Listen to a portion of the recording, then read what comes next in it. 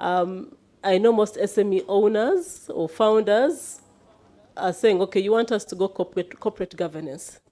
But what does that look like practically, especially if you think about those categories? Because if I'm a startup,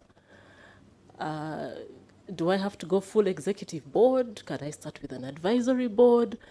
So this is a question for all our panelists, and you can, make your contributions.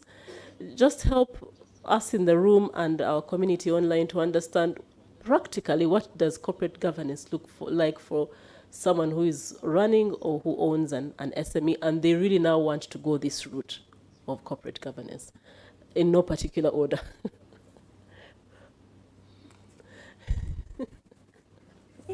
I'll go first.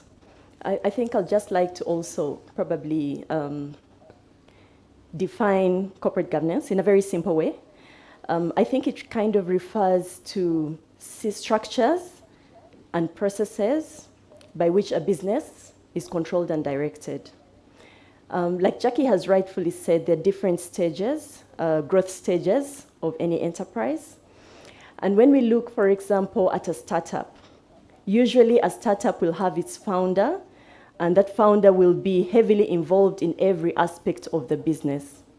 So at this point in time, yes, there is need for corporate governance, but the kind of corporate governance at this point, I would think, would be lighter. It would be more of advisory.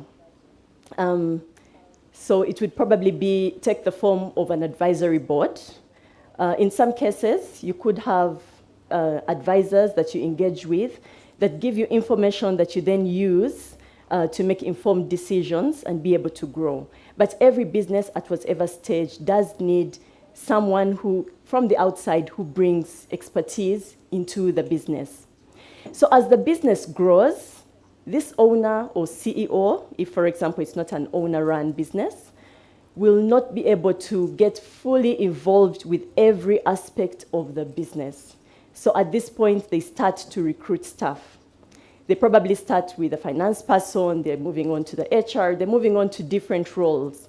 So at this point in time, the business needs to define very clearly what the roles and responsibilities of every different person that has been brought into the business will be. Usually, it's documented in what some organizations call a job description. So as you begin to document, you're already beginning to put in place corporate governance structures. So at this point, you also then need to give guidance to the team, because the team needs to know how decisions are made. What's the culture of this organization? What are the checks and balances? So you also need to put in place internal controls, and this can also be done through processes and procedures that kind of govern how decisions will be made. And at this point, I think this is time for this business to start to formalize their corporate governance structures.